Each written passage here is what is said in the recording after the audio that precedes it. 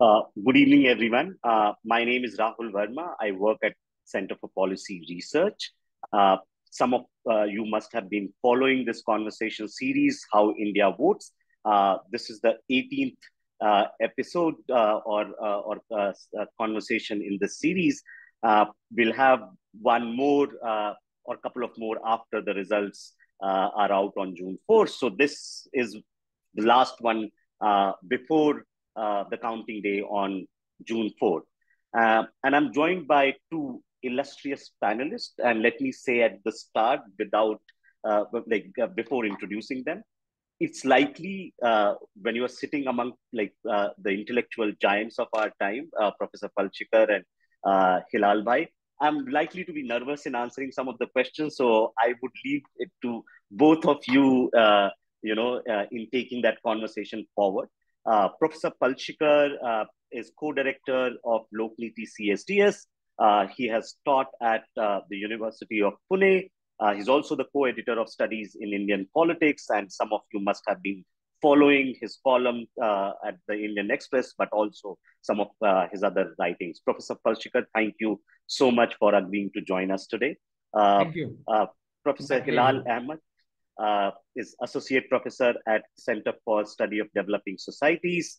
And Hilal Bhai has been one of the few people who have been, again, not writing just on this election, but has been commenting on many other aspects of Indian politics, and especially how Muslims are sort of like participating in the electoral arena. If you haven't read his book, Siyasi Muslim, I would recommend highly to read that book. Hilal Bhai, again, thank you so much for agreeing to join us today. Thank you. The reason I wanted to have both of you on this conversation is that you both wrote from different vantage points, though there are a lot of similarities. Hilal Bhai, you wrote one op-ed in the Indian Express when the manifestos of parties were released, that these two manifestos represent two different ideas of Indian state. And you've been commenting on the nature of welfare state that has been emerging and other things.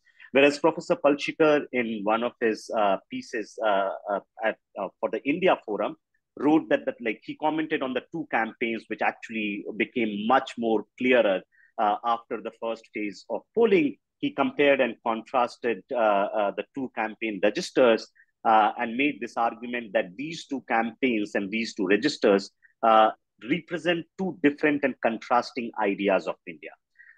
So what I would want you to both reflect on in some more detail about what these two ideas of India or the ideas of Indian state are.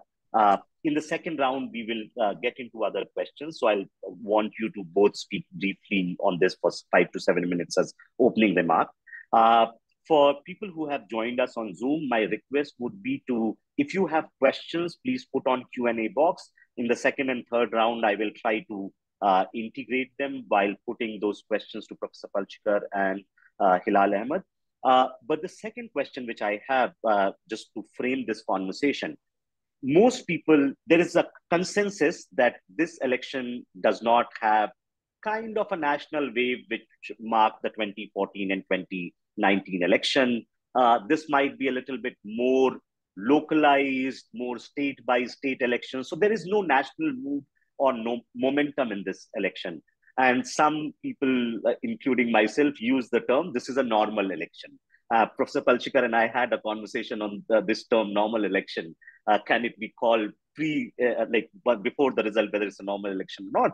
The question that I have is whether the two contrasting ideas of India became more clearer or visible in this normal election where there is no national mood and elections are more localized compared to when the past two elections, which were more had a national momentum to it. So let me bring you in, Hilal Bhai, to start, and then Professor Palchikar to make his opening remarks.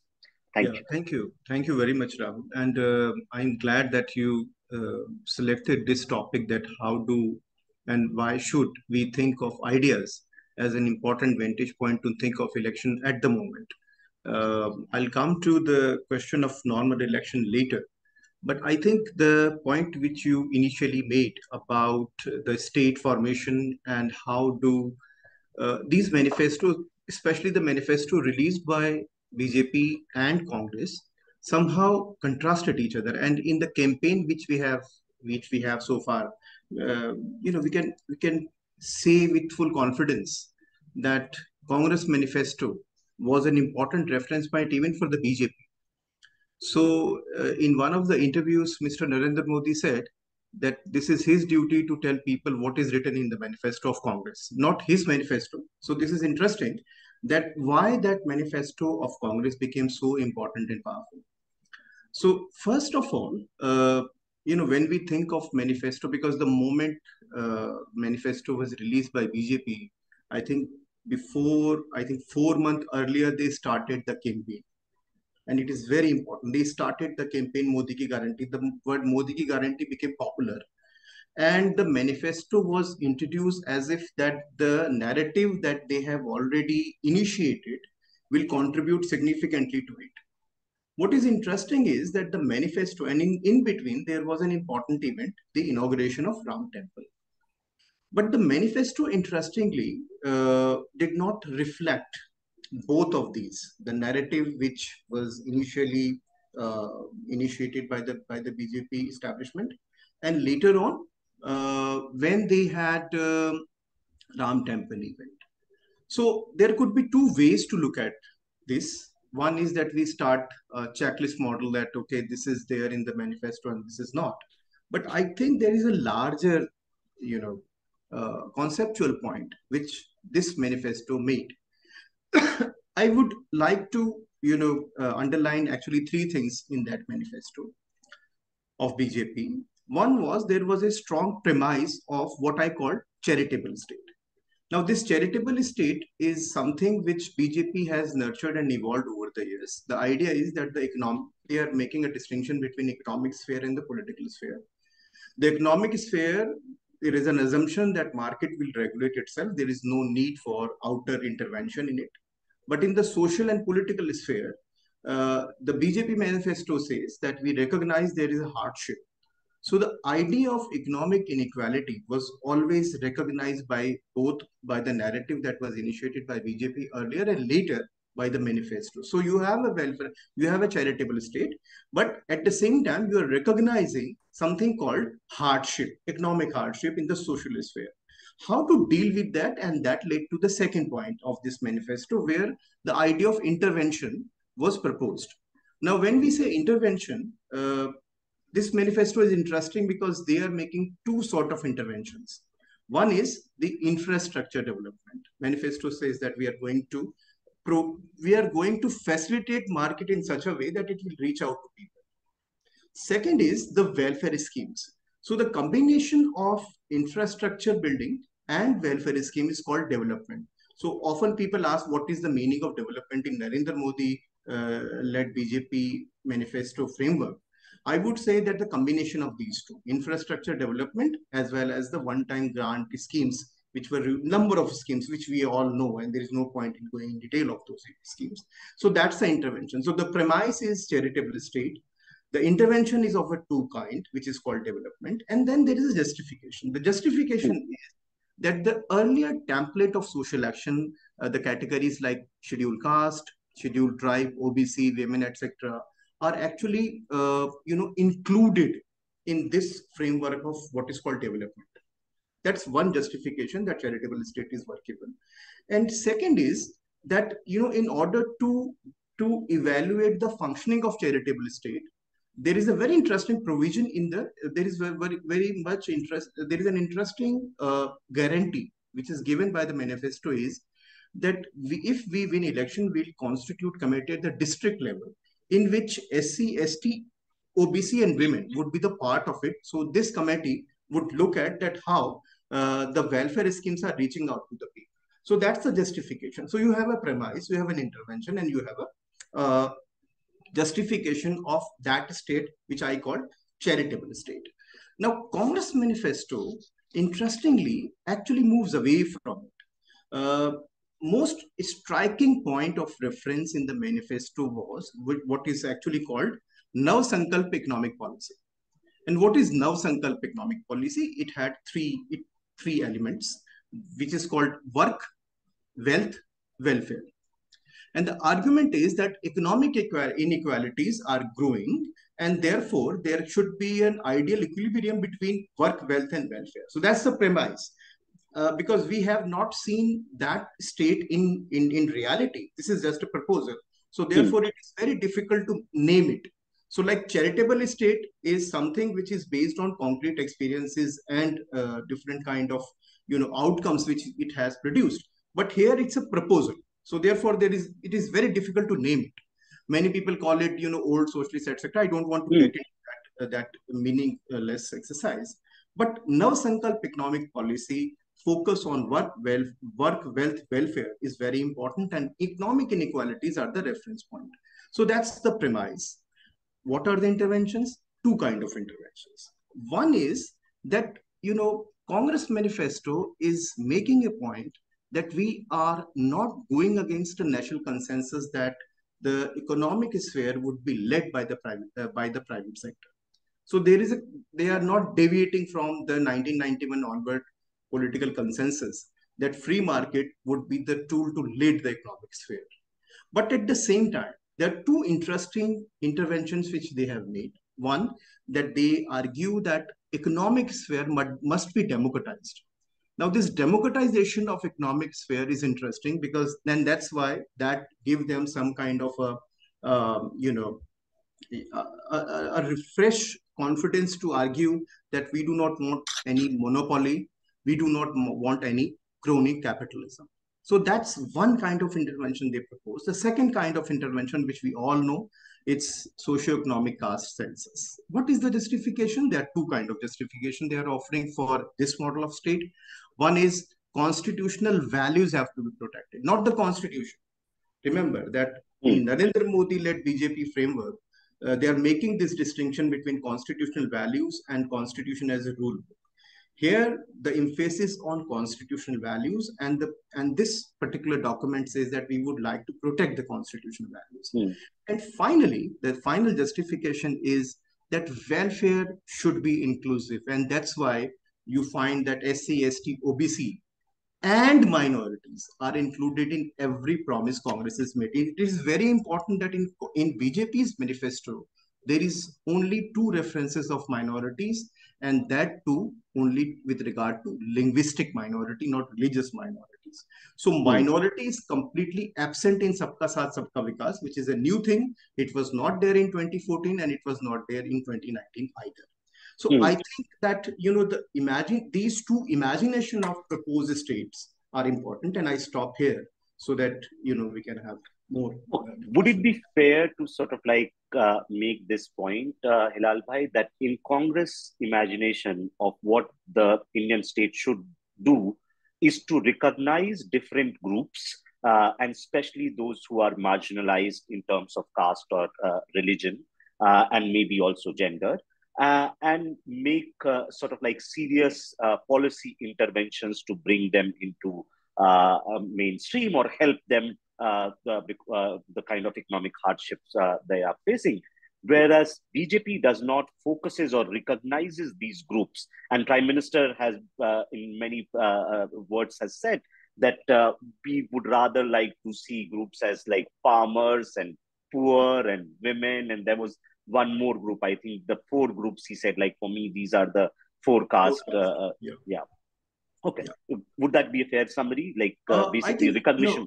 I think this is true, but what the Congress manifesto says, I'm not saying how this campaign is led by the Congress leader, but if we just focus on the manifesto, I think recognizing the conventional categories of affirmative action, along with the idea that economic inequalities are actually expanding. So therefore, there is some level playing ground in economic terms as well, which is entirely new. It's not old social justice politics. It's a very different politics. Okay. What you find here, as a result, you find that the Prime Minister-led campaign by BJP focused entirely on religion and caste.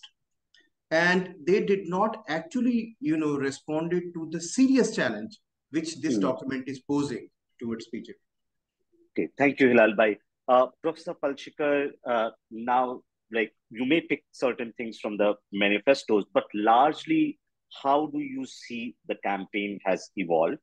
And, there is a lot of conversation that Prime Minister Modi, after the first phase, when he basically, like, there were instances where he did call the Congress manifesto as a manifesto which reflects of 1937 Muslim League manifesto, but perhaps after the phase one, he has been much more direct in bringing Hindu-Muslim question and saying Congress is going ahead with a plan of redistribution where they'll take the wealth of Hindus and even making a symbol of Mangal Sutra and other things. Like, and some people said this was a knee-jerk reaction, or some others said this was nervousness, and they wanted to now basically going back to the basics of where BJP's politics lie. How do you see these two campaigns evolving, and what two different ideas of India that has emerged? Okay. First of all, thanks, Rahul, for hosting this. This is an important series of conversations you are sort of steering, and also a pleasure to be associated with the CPR and its efforts to navigate a very serious discussion on these matters. Let me allow Rahul to spend a couple of minutes away from the specific question that you asked, and maybe to sort of more mechanically address the title that you have given to this conversation. Because though it is not necessary for a group, I'm assuming, of those who are interested and academicians also related to these issues, I think we need to remind ourselves that we are not talking of ideas in a vacuum, nor are we talking of the campaign or manifesto in a vacuum. The larger framework within which we are having this conversation is to believe that politics offers choices. And that is why we are doing this entire discussion, this conversation.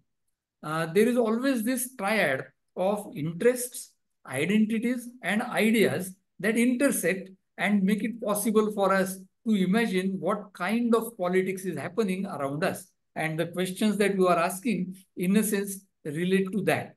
The second initial point that I would like to make is that ideas, in a sense, help voters not to make choices in isolation, but to cohere their choices. They have their ideas, they have their interests, and then the ideas that are floating around in a campaign, in a manifesto, in politics more generally, sort of help them hierarchize their identities and interests. That, okay, this is my identity, but I will sort of prioritize this identity rather than some other identity, and so on and so forth. And finally, which is related to, in a sense, your and Pradeep Chibber's work, and we might come back to that later, ideas as distinct from ideology allow voters to embrace inconsistent set of values and goals. There is no consistency necessarily between one idea and the other that attracts the voters in the course of a campaign or even in the making of their choices. That's one set of points that I wanted to make. And just to remind ourselves that this is not happening only currently. I think you made a mention that is it because this is a normal election that this is happening?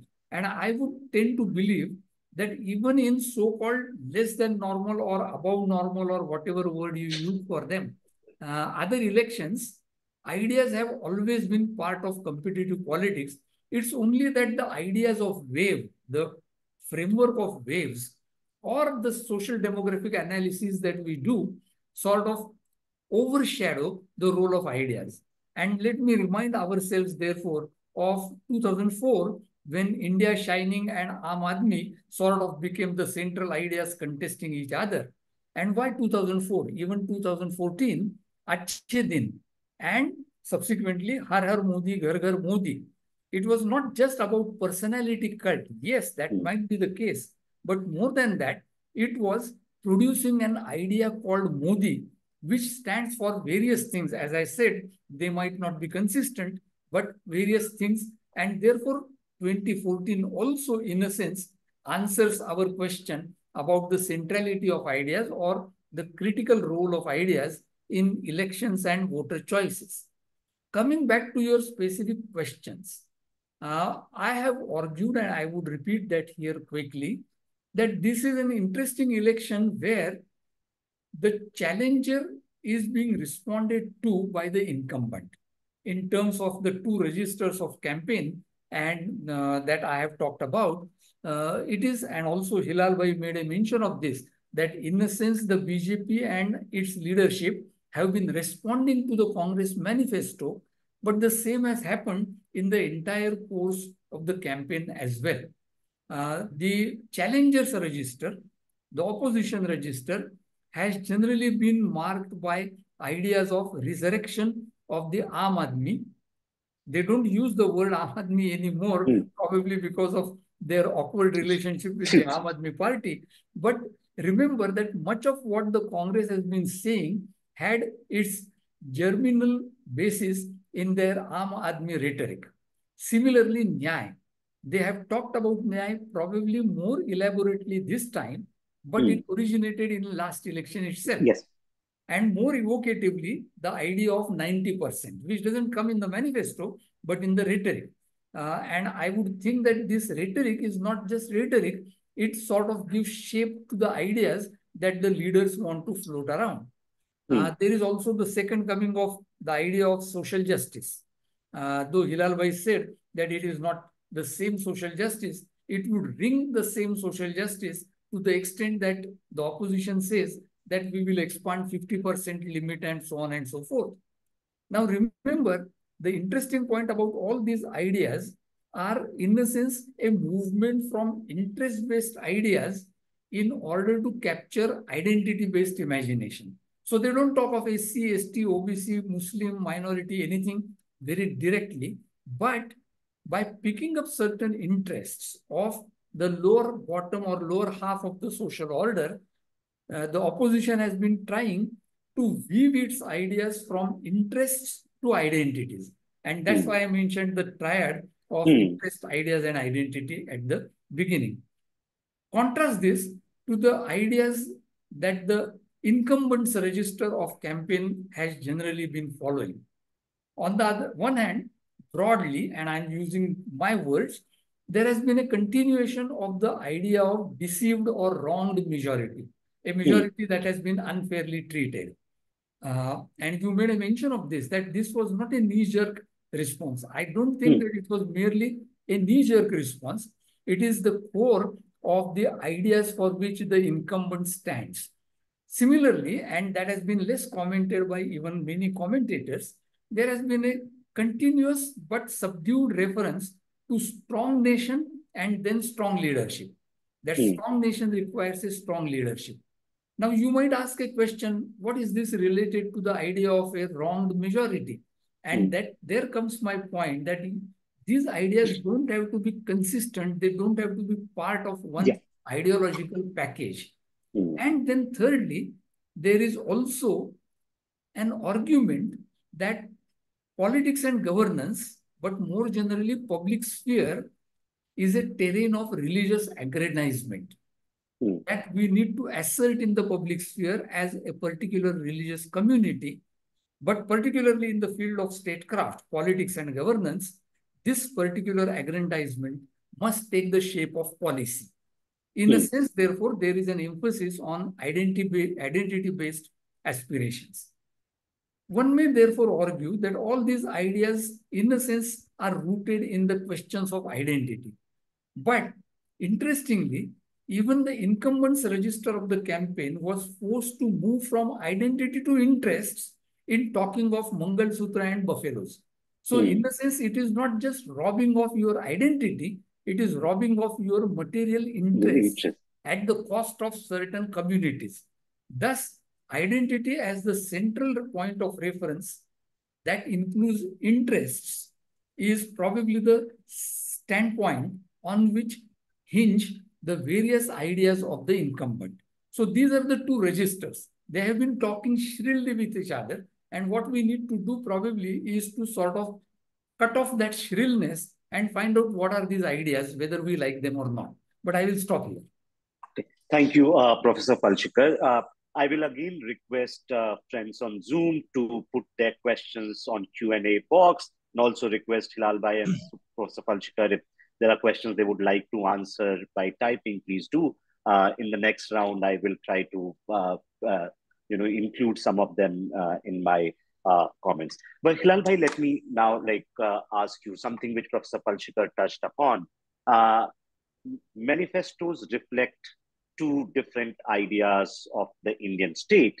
What are the channels or communication channels or the concepts through which voters take these ideas and understand them? And do they matter at all? Because a lot of people actually think, and it's not wrong to think, that voters don't read manifestos. Most of the voters hardly listen to even debates of political parties and try to go to rallies where some of these ideas might be getting articulated in different forms. So how do this sort of connection of ideas that getting articulated in official documents or leader speeches reaches to voters, and how do they react on to this? Yeah, this is an excellent question. And in fact, you have touched upon that question in your work many a time.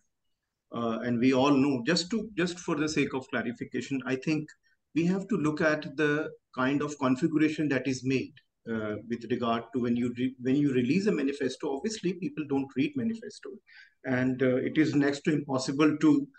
This is not the kind of election where you have to get your manifesto in hand and talking to people. See, I have written this. No, manifesto is simply a document, an official policy document, which is actually kept aside saying that we have said that. What is interesting in Indian politics that manifesto is not called manifesto now. It is called Sankalp, meaning I have this commitment that, okay, I am taking this Sankalp that I'm going to fulfill these promises. So when we use the term Modi ki guarantee, in my view, it stems from the idea which was always there in politics in last 3 decades, the Sankalp Patra. So Sankalp Patra translated into more concrete form in Modi ki guarantee. So that's why, on the one hand, there is a popular narrative going on, and you have to place your manifesto in it. One. Second is when a senior leader make a speech. So he or she not necessarily referring to the manifesto. He or she would be referring to the things which are there in the public discourse, what the opposition has said, etc. And he or she would be responding to those. And in that, back and forth, they would create a new set of issues, a new set of argument. So that's the second level. First level is that there is a narrative where you have to place your manifesto. The second level is that this manifesto is interpreted in the larger, larger frame of reference where everybody is talking to everyone. That's second level. Third level is, which is actually very important, when you go to the voter. Now, senior leader won't go to the voter directly. So there is a category of influencer. Now, these influencers will draw their own meanings of both speeches and manifesto. They translate them, and then in a very simplified form, they reach out to the voter. Now, here, who is your voter? So obviously, we all know that it is very difficult to imagine that there is only one kind of voter in the constituency. You know your winning configuration. And you also know that there are people with whom you know that they might vote for me. So your argument would be very different when you reach out to those people who you think that they might vote for me in this election. But when you go to directly to your core voter, you know how to pose and what kind of element of the entire process has to be extracted and presented. So therefore, political communication is actually very serious business. So when a serious, when say for instance Rahul Gandhi or Narendra Modi, when they make their speeches, they're fully aware of the choice of words they are using, the concepts and categories they are evoking, because they know that they are addressing to a set of people but they are seen that they are going to be seen by others addressing this segment of people. So they are actually responding not merely to the people who are listening to them, but also a large amount of, large number of people who are not there. For instance, those who are not there, but they are going to extract their own meanings of those speeches. And that's why in this election, especially now, the kind of clips which are extracted from speeches and interpreted in a variety of ways in order to mobilize voter is a new thing. I think we need to actually pay attention to those clips. Why only one segment of statement is taken out from a speech and it is actually used for mobilization processes at the constituency level. So this three-way process actually generate set of ideas, and I think I would agree with Suhas Bhai's point that this whole mechanism actually try to, obviously voter would have his or her own set of ideas and imagination. So how to connect those ideas and imagination with these extracted meanings, I think that produce effect in political terms. No, you're right. I think what is also happening, and maybe uh, uh, media studies and communication scholar and political science people have to start working together to actually understand like the ideas that are flowing from top, how are they being received at the bottom, right? So you will hear resonance of like some terms like say Samvidhan this time. I don't think in previous election the word Samvidhan had a sort of like traction. Now, people might be interpreting Samvidhan in very different ways. For some, it would be largely just social justice right of reservation.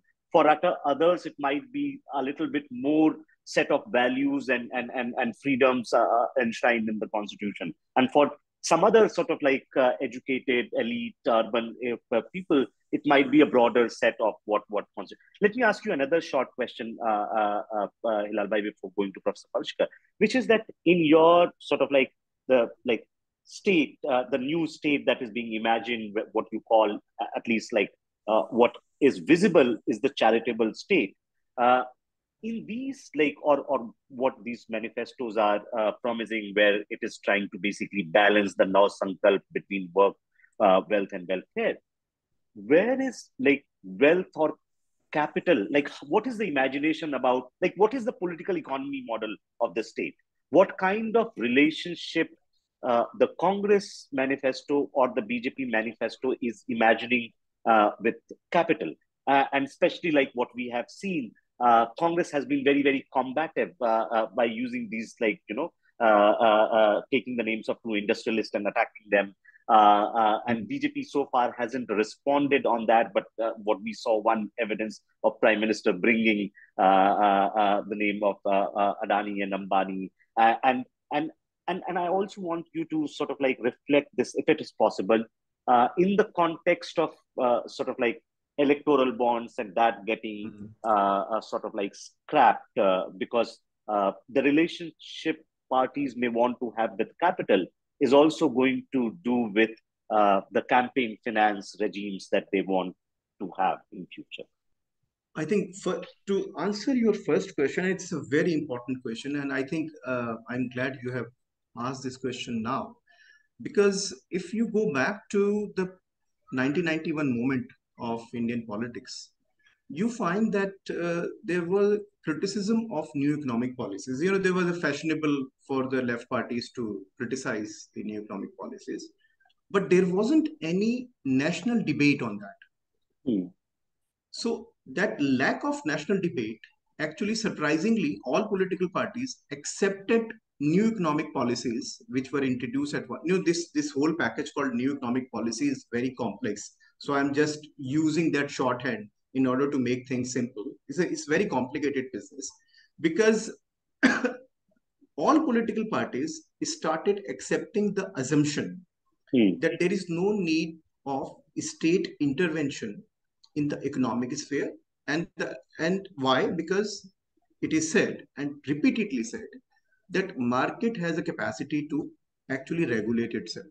Now, this assumption is problematic. What we find in both the at least the official documents which Congress and BJP has produced, and even TMC's manifesto or even the Communist Party manifesto, you find that there isn't consensus on this.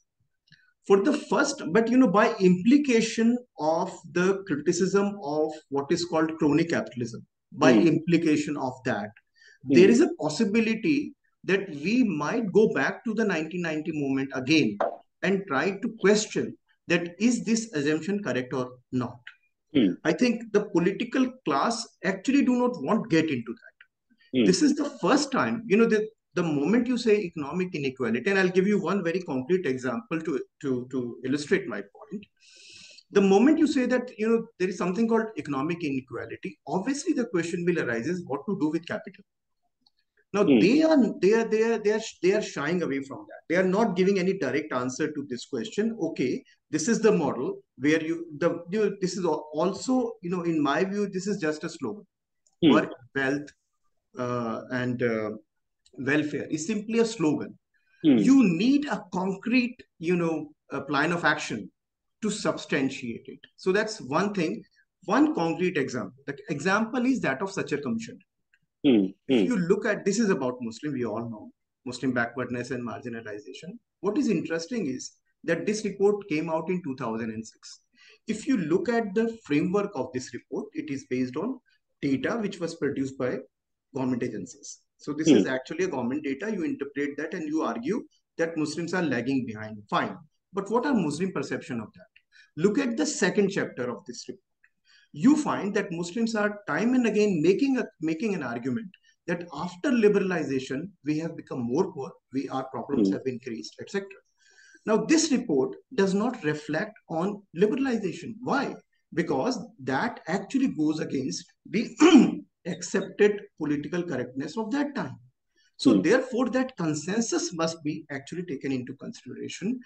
Do we really need to question it or not? There is a debate. There is a need to have more informed discussion on this question, not merely from purely economic point of view, but from political economy point of view, which you indicated. Your second question is actually related to that what to do with the political sphere, especially with regard to bonds, etc. And I think that the question of political morality is something which has become more important at the moment. So I think I should stop here, otherwise. Great. Thank you, Hilal bhai. Professor Palshikar, it was very helpful bringing in that triad of ideas, interest, and identities, and also differentiating between ideas and ideology. What I want to ask you is one, you said that some of these things have remained there, perhaps becoming much more visible in this campaign, but they have always been, ideas are always part of election campaigns, though each election might produce very different ideas. The question is that the two ideas that we see in this election, what are the continuities and changes with respect to, say, does BJP see more sort of same set of ideas on which it has been campaigning or contesting elections for last 15, 20 or 30 odd years? And are there, is it similar in Congress, or are there changes taking place in the set of ideas Congress is proposing? And if there are changes, what according to you are forcing or basically becoming conducive or underlying conditions which is leading to these changes in both these parties? Okay, thanks. Continuity and change is something that we need to sort of historically look at. And if one therefore begins with, let's say, the BJP, you will find that there has been some experimentation within the BJP in its way in which it presents its rhetoric. And that's why I made a brief reference to Shining India. But that was a movement, and Achhe Din later on also. In both, there seems to be an effort to either move slightly away from the core idea of religious aggrandizement and also victimhood of majority, or combine the two. that has been an effort. This time it seems that the BJP has been wary of this Achhe Din, ghost of Achhe Din, let's say. Because they lost 2004, they are not sure whether they can go ahead with the questions of economic performance that they otherwise would have liked to publicize. And also, on the other hand, always remember that it's not the macroeconomic parameters that would attract the voters. For voters, it is the idea of shining India, which means that there is a sort of element of nationalism to that shining India, and to that extent it continues. So there is both continuity and change, but with an added emphasis on the cultural aspect of the ideas, of the idea of victimhood of majority, etc. On the Congress side, similarly, they seem to be very shy of using the same Aam Aadmi rhetoric again, with which they originally began, for two reasons. Somewhat lightly, I said that it's because that rhetoric, at least the word, was sort of stolen by the Aam Aadmi party. But more than that, it's also because the Congress itself looks upon it as the harbinger of the new political economy of liberalization, the 1990s movement. Though it started earlier, etc., the Congress would want to take the credit, but also then would be very careful in avoiding the blame for it. And as you pointed out also, there are many reasons why the communities and groups that the Congress is now talking about have been restless, because they have been turned into what sociologists have called the precariat. It is precisely those communities which the political economy of the 1990s had pushed into a precarious position in terms of their livelihood situations. So the Congress cannot take full credit for bringing in new economic policy, but at the same doesn't want to give up on that, want to take credit for it. And it is for this reason that the Congress doesn't go back to Aam Aadmi rhetoric, but talks of Nyaya, the three W's that Hilal Bhai mentioned, work, wealth, and welfare, etc. These are, one might criticize, these are play of words, but at the same time, they represent a deep-rooted dilemma and also tension in our political economy. You know, you asked this question of Hilal Bhai, but I think all of us should be aware of this question, that there is no clear model of political economy that a party would theoretically want to propagate, because it knows that there are hidden tensions in it. So then comes the idea of crony capitalism, because then you can beat a couple of industrialists for their alleged relationship with the existing regime, and then at the same time claim that we are not against wealth creation. It is this compulsion, I think, of the current moment that drives the Congress from deviate. But if you read carefully what the Congress is saying, listen carefully to what they are saying, and read their manifesto, you will find that they realized all this in 2004 and gradually have been trying to expand on that more theoretically. And the current manifesto is, in a sense, a culmination of that long process of both continuity and calibration rather than change. There is a calibration. So there is a calibration. For the first time now, the Congress is frontally talking of caste in terms of removing the 50% cap.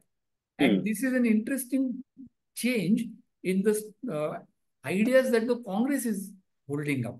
You know, the moment when both the social justice parties are on the back foot historically, the Congress is taking up their plank and trying to sort of own it up. That is something very interesting which has happened in this election by way of changes and continuities. Can I ask you like two quick questions? One, last point which you mentioned about Congress basically taking up some of the positions which these state-based formations had on question of social justice, going on the question of reservation or federalism. Someone actually said this to me, maybe like it was just like two-line conversation, we didn't expand on this, that Congress is actually adopting or calibrating to some of the positions which it never had. So it's making like a very sudden turn on some of these things, whether it would be helpful or not, we would get to know later on. but wouldn't this make these state-based formations a bit uncomfortable that they rose because of the decline of Congress? And if Congress takes their plank, it would basically put them in a very difficult situation. The second point, which I want to touch upon, and especially because you recently had this op-ed where you had mentioned about Hindutva fatigue and Modi fatigue.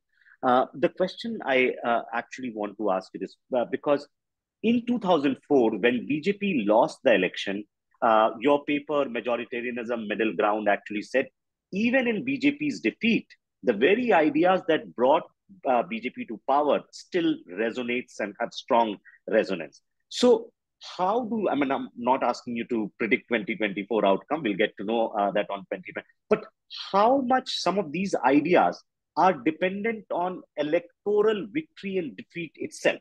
Like if BJP wins tomorrow and repeats 300 kind of a performance, are we going to say that Hindutva has resurged again? Because in March, people were saying that we are seeing a new resurgence of Hindutva. Can it basically in 2 months sort of like show fatigue and then die down? And similarly, even if Congress say performs a little relatively better in comparison to 2014-19, are we going to see like a revival or more legitimacy to some of the ideas which Congress were proposing? Or is it just a function of like different nature of competitive politics rather than a support for some of those ideas? Sorry, this was a long-winded question. No, I think on the first question about Congress's relationship with its state partners in, let's say, states like Bihar and UP,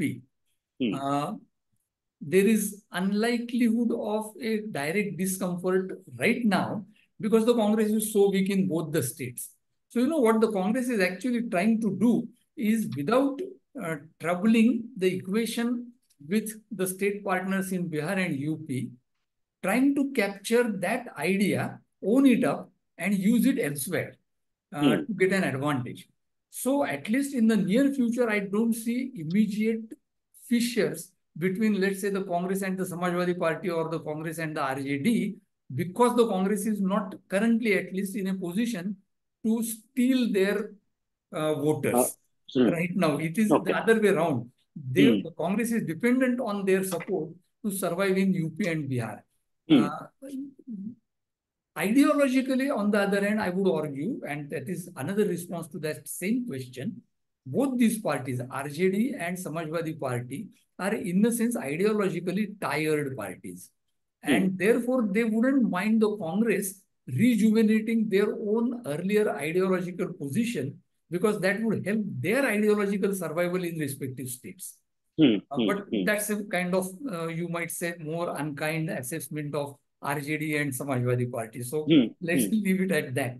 On the other question of majoritarianism, thanks for mentioning and reminding ourselves of this 20-year-long journey of majoritarianism. It has been there earlier also.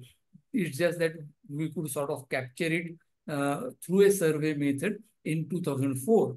My hunch is that it's a continuous trend in Indian politics.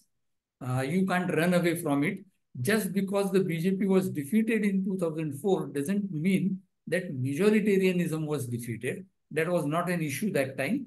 And as you know, majoritarians, though they tend to vote more for the BJP, it's not that they don't vote for the Congress either. Because it's a kind of all-party pervasive ideological tendency. Secondly, as I have more recently argued, if the BJP were to get a shock, let's say on 4th of June, I would not say that it is a defeat of majoritarianism. Certainly not. I would suspect that majoritarianism would still be with us, good or bad.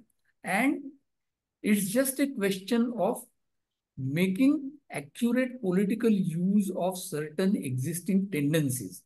The BJP, if it were to receive a shock on 4th of June, would simply have overplayed the majoritarian card. But that doesn't mean that majoritarianism has lost or BJP lost because it took a Hindutva position. Neither of these assessments would be accurate. And you can call me on any TV channel on 4th of June. I won't say anything different from this. Okay. Okay.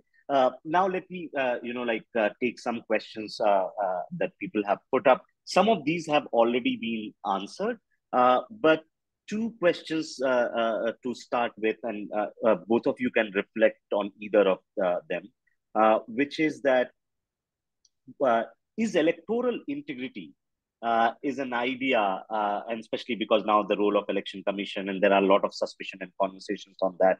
Uh, is that an idea that resonates with people? People think about it hard. Do they vote on those things? Related to this, someone had actually asked about like whether parties are looking at like issues that are on the ground and then forming like my position would be like ideas are both top down and bottom up. But what is happening more in Indian politics are like ideas that are emerging now, they are bottom up or these are top down ideas. And finally, one more thing on role of civil society and what kind of impact it is happening our elections. Let's start with this and then we'll get the second set of questions. Hilal bhai, you want to go ahead? You want to go? Suhas bhai, you should go first. Okay. No, very quickly, because then there would be many more questions that we need to address. On these three sets of issues that you have raised, in a sense, the question of electoral integrity connects to the second question of how do ideas become crucial in politics? Is there a bottom up or up from below, up to down kind of process? Electoral integrity is always relevant, at least in a subdued manner, because we have, as you know, been monitoring the question of fairness of elections. And there had been historically a good amount of trust in the fairness of elections. Should that be sort of endangered, I guess there would definitely be some repercussions, but they won't be reflected in an election quickly or immediately, because who do you blame for it would always be a question. It's not that they would, therefore, people would immediately blame the ruling party and punish it. I don't think that would happen so quickly. But more theoretically, how do ideas sort of shape in politics? And I think it's a fascinating question, though we don't have any systematic study as of now on this question. It will have to be a study of actual text and the context in which it emerges, etc. But look at the current election, and you will find that some of the ideas actually are bottom-up ideas in the sense that the parties realize that these are questions that voters are worried about and then produce ideas to connect to those questions. It is in this sense that there would always be a connect between what the parties say and what sort of the people think about it. Authoritarianism, similarly, is a tendency that is already existing. And knowing that, the BJP is responding to it, trying to appropriate it, own it up, and make political use of it. Though historically, also, it is true that since the late 1980s, it was the same BJP that actually caused the shaping of majoritarian sensibilities in our public sphere. And the last question I would leave for Hilal bhai, which is about civil society. I don't think our civil society currently has the strength and the legitimacy to intervene in this battle of ideas or battle of votes, either way. Partly because historically civil society in India has been parasitical, but also because in the last decade, the civil society has been further emasculated by the current regime. So for both these reasons, I would say that civil society is a very small player. Yeah, just to add to what Suhas bhai said about the last point, because I think what I was going to say about the first two questions, I think Suhas bhai has covered that. The last point, just to add to what you said, Suhas bhai, is basically if we just expand the concept of civil society and look at the social sphere, which is in between, say, political party and the economy, then this social sphere is something where the most of the interventions actually takes place. What is interesting is here that, and it is related to the imagination of democracy which we had, and the changing meaning of democracy which has evolved over the years. At one point of time after the independence, democracy was actually a tool to achieve something larger. And social sphere was the area where you have to intervene and prepare people for that larger objective. But in contemporary times, that meaning has somehow changed. Now you have election-centric meaning of democracy, and therefore social sphere is seen as a kind of a place where you have to mobilize. Now, unlike other political parties, BJP has an advantage because ideologically affiliated groups such as RSS, Bajrang Dal, and VHP, they somehow intervene in the social sphere and contribute significantly in the political process and prepare people to vote for the BJP if election happens. So the point Suhas Bhai was making about majoritarianism in 2004 makes sense, because the social sphere is somewhere where only the BJP related affiliated organizations are making intervention. Other political parties do not have that setup. And that's the reason why I agree completely with Suhas Bhai when he says that the sphere of the civil society is very restricted, and it does not have that capacity to influence voter at the grassroots level. But having said that, I think that Bharat Jodo Yatra and the support given by people's movement in different contexts is something which was very significant. And remember that it is related to the ideas question, which answered by Suhas Bhai. I think that if you look at Congress manifesto and look at the issues raised by Yatra, not merely by Rahul Gandhi, but the people's movement and the kind of small initiative which they took at that point of time. If we look at the relationship between those statements made by people's movement in various capacities, in various contexts, and look at the Congress manifesto, you find some kind of a link between these two.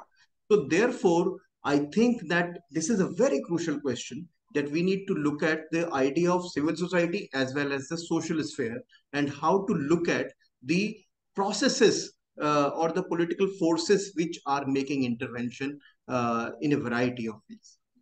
Okay. Thank you, Hilal Bhai and so Professor Palshikar. Let me now use some of these questions to basically crystal gauge what's likely to happen in future.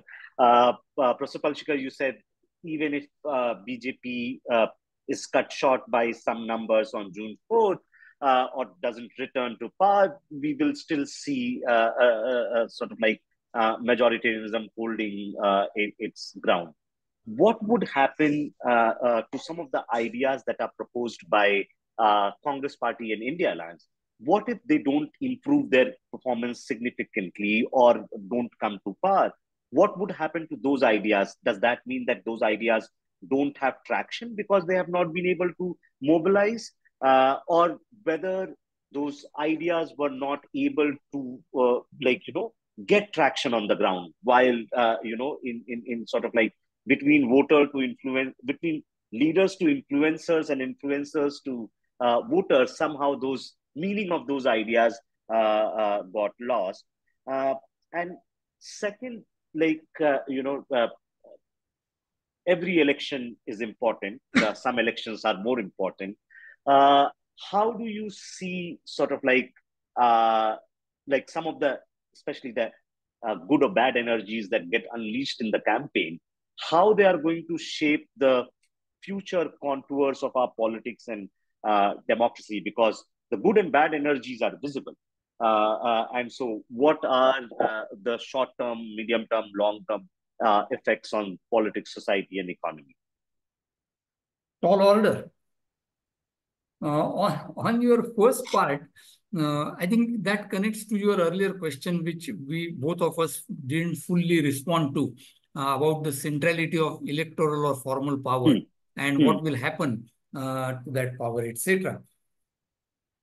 I think the scenario is one, two, three, four kind of things. A, the BJP wins with similar majority more or less, in which case the majoritarianism that we are talking about sort of becomes even more aggressive, more unabashed, and it becomes a legitimate ideology of the Indian state, which it has already become, but then it would become a more legitimate ideology of the Indian state. Scenario 2, the BJP is cut short but comes to power. I think that is what I mean by Hindutva fatigue. And that Hindutva fatigue would, in a sense, be a very good reminder of the other tasks that any regime need to perform. And given the centrality of formal electoral power, that would be a very important shift. Because, as I said, legitimation of majoritarianism is probably now the main challenge that India currently faces. Third, Congress or Congress kind of parties and India alliance sort of comes to power. Frankly, I would not bet my money on that. But nevertheless, to answer your question, should that happen, they would find it very difficult to implement what they are saying, mainly because, at least for the Congress, my assessment is that there is a dissonance between Congress leadership, among Congress leadership, on how to take the political economy path.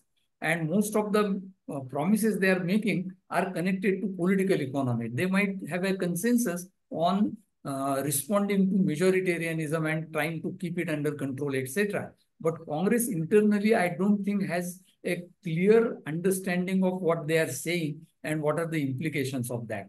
So they would have a very tough task if they really come to power. Plus, of course, they would come to power in a coalition, and that would add to their questions, tasks, and other things. I am probably forgetting your second set of questions.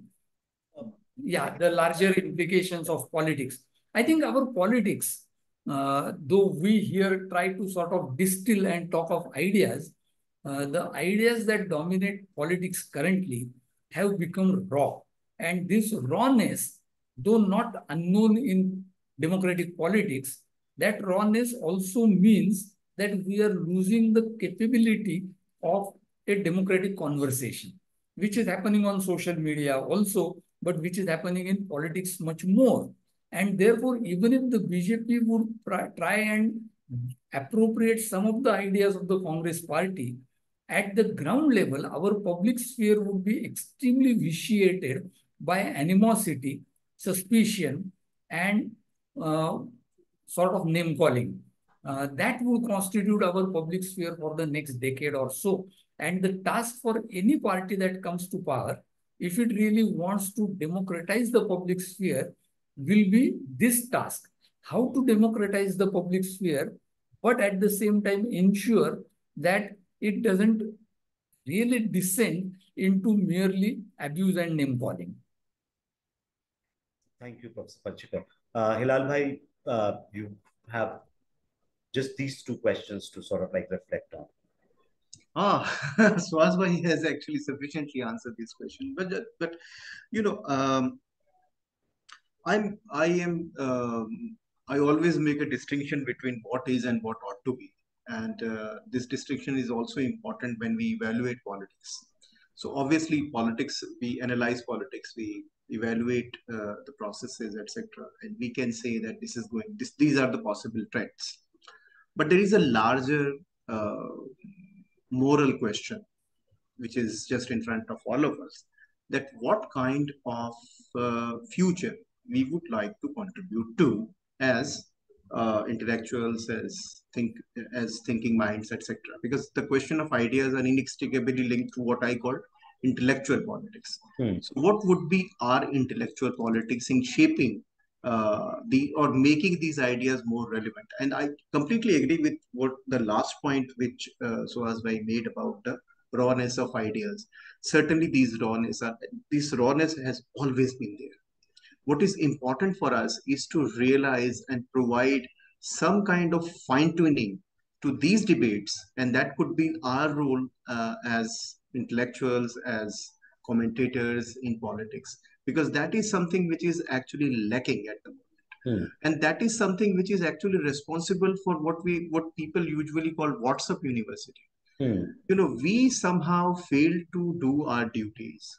And that's why, whenever you go and talk to people, people are there, they have their ideas and they would like some kind of a articulated form in which that idea can be expressed in political terms.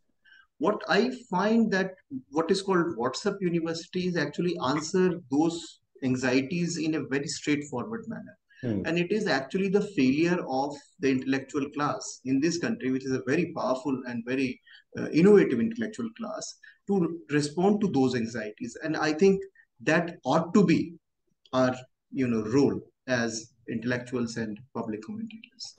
Hilal bhai, let me ask you another question. And Just to intervene for a minute, Rahul. Ji. Hilal bhai, can I add and maybe push you by saying that, are you saying, I would read it as that there is a loss of nuance, that as if there is no third, fourth position, it is just position 1 and position 2. Yes. Is it that you are mentioning? Yes, Swajbhai. Yes, I am saying that there is a need to make things more complex and more nuanced in such a way that, it should not be black and white.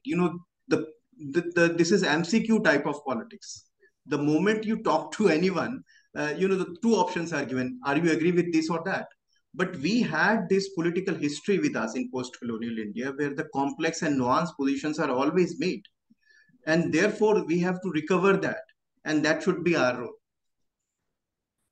Hilal bhai, let me ask you one short question, which why am I forgetting the question? But let me, when you are, in the BJP manifesto, there is at least hint of some aspiration, even if it's sort of like mere rhetoric, which is about developed India 2047, right? So some version of what Achhe Din Aane Wale Hai, now they will come in 2047 kind of a thing, like a long 25-year imagination.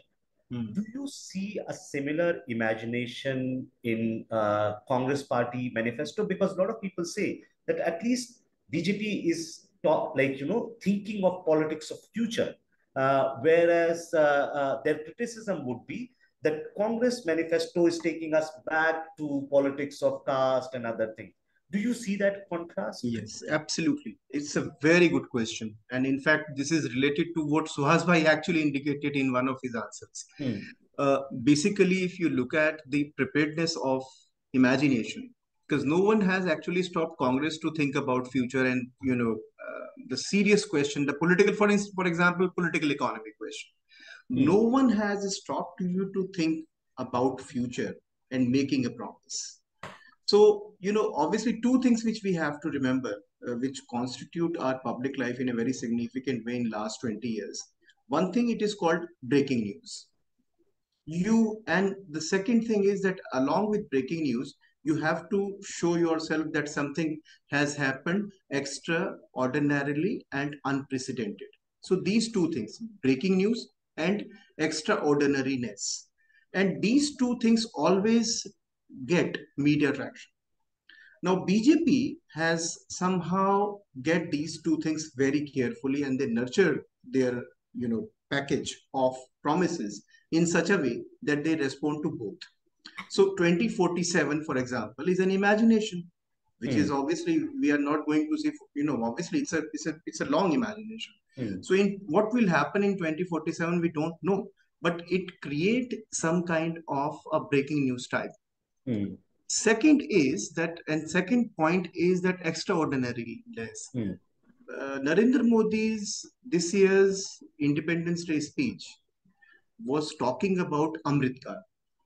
Now, this Amrit Kaal is not actually started with 2014. He is saying 2018 is the first year of Amrit Kaal. And then there is a way to, whether we like it or not, but there is some kind of an argument which is given in support of that. Now, we may like it, we may call it that it's an Amrit Kaal and it's a long history, 1,000 years of, Gulami and slavery, we have getting rid of that. That is a different thing. But you have to revisit the past, explain the present and think of political future. No one has stopped Congress party for doing it. I would say that in the manifesto, you do not find that futuristic imagination. And that is an intellectual weakness.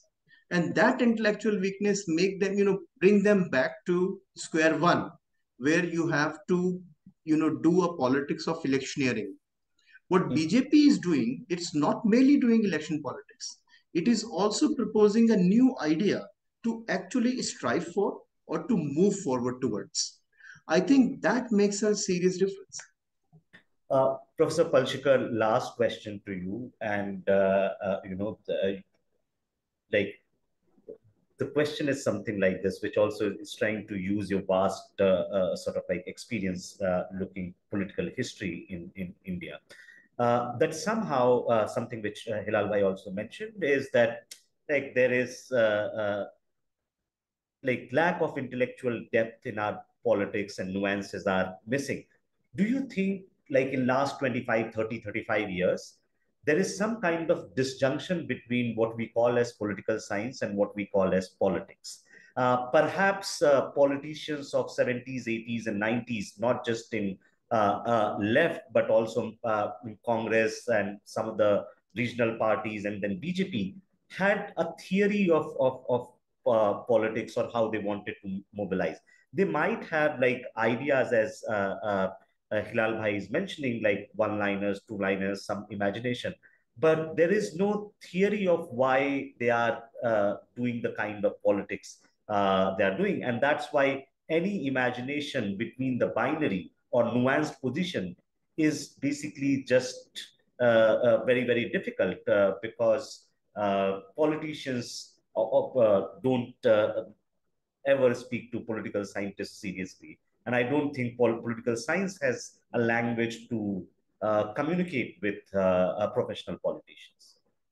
I think the latter part is more accurate, that students of politics or political scientists, if you were to call them by that name, don't have the language to talk to practitioners of politics. Not only that, political scientists also tend to have some kind of a superiority complex, in the sense that they believe that they can only teach rather than learn from practitioners of politics. I think that disconnect therefore remains. But I don't think that this is something new, that always would have been the case. It's just that earlier, maybe political scientists and practitioners of politics at a certain level were people like us, and therefore they could at least meet at India International Center and talk to each other. That might have been ruptured maybe since the late 1960s to begin with, and particularly after the 1980s, that might have been ruptured. So the task is more for political science to actually learn from politics and also theorize on the basis of what is happening rather than on the basis of received ideas. That is our challenge. On the side of politics, I think politics has become probably a more raw game of poaching and self-preservation than anything else. In other words, with all its selfishness, the question is, does politics have the capacity to expand on that selfishness? That it is not just my self-interest in the sense of my personal self-interest, but a more expanded idea of self-interest. I don't know where we sort of started severing off that connection between larger politics and politics of self-interest. One will have to sort of look at political history more carefully. But again, to hazard a guess, though this is not the topic currently, I would say that it was the 80s when we lose that connect, post 1977, post emergency, in a sense that we lose that anchoring of ideas and politics together. And maybe therefore, even politicians, serious politicians, so to say, are at a loss of understanding, comprehending what you were asking earlier as the big political economic questions. They wouldn't know how to relate, because basically there is an inability of politics to control economy, and control in the good sense of the term. I'm not saying No, demand side of economy, etc. debate, but that idea that we are here to run the state and the state is to regulate the economy, that capacity has been lost. And the moment politics loses that capacity, it also loses its self-confidence to produce ideas. And that is where we have sort of come at a situation where Chibber and Verma, for example, have to construct an ideology from what politicians do. But politicians otherwise would refuse to say that they have an ideology by themselves. Yeah. That's the bind that we exist in.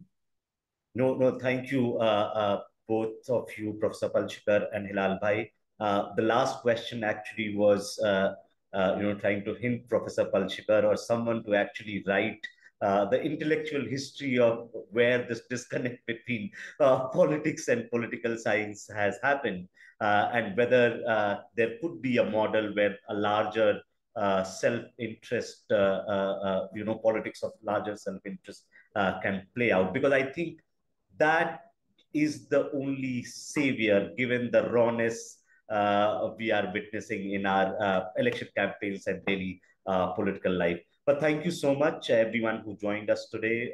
This was a fascinating conversation. Thank you both for your time, and hopefully we'll meet each other soon. Thank you. Thank you, Rahul. Thank you, Rahul, for those very interesting questions. Yes. Thank you.